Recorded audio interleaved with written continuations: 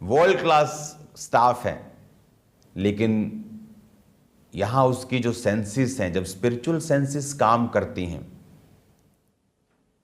तो उसने सारा को कहा कि अभी फुर्ती से 3 सा आटा जो मैदा है गूंद, 6 आयत में। तुरंत तंबू में वो सारा के पास गए, कहा 3 सा मैदा जल्दी से गूंद और फुलके बना। और बाइबल कहती है सारा जो अब्राहम के अधीन रहती थी, वो बोल रही क्या है, शेफ को बोलो। कई लोगों के घरों में आदत होती कि जो हस्बैंड बोलेगा उसको काटना ही है, काम भी करना है लेकिन काट के करना है। और ये शैतानी आदत है, ये डेविलिश आदत है। और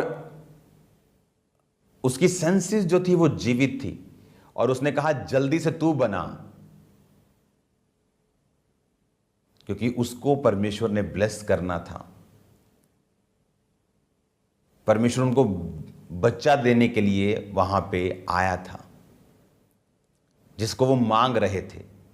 और जब उसने बनाया, बाइबल कहती है, और उसने एक बछड़ा लिया और अपने सेवक को दिया कि इसे बना, तो वो फुलके भी उसे दे सकता था, लेकिन उसने सारा को उस सेवा में इन्वॉल्व किया।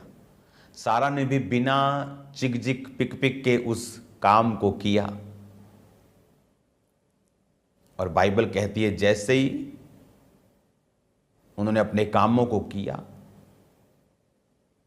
उन्होंने उस खाने को खाया, और क्या कहा 10 आयत में उसने कहा मैं वसंत ऋतु में निश्चय फिर तेरे पास आऊंगा, तेरी पत्नी सारा से एक पुत्र उत्पन्न होगा।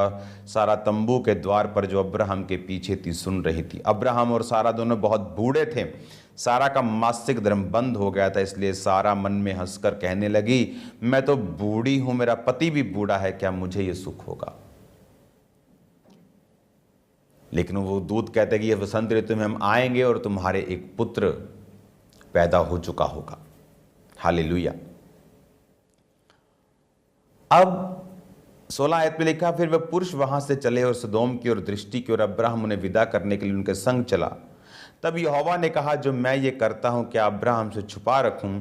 अब्राहम से तो निश्चय एक बड़ी और सामर्थी जाति उपजेगी, और पृथ्वी की सारी जातियां इसके द्वारा आशीष पाएंगी, क्योंकि मैं जानता हूं कि वह अपने पुत्रों और परिवार को जो उसके पीछे रह जाएंगे आज्ञा देगा कि वो यहोवा के मार्गों में अटल रहें, धर्म और न्याय करते रहें, ताकि जो कुछ यहोवा ने अब्राहम के विषय कहा है उसे पूरा करें।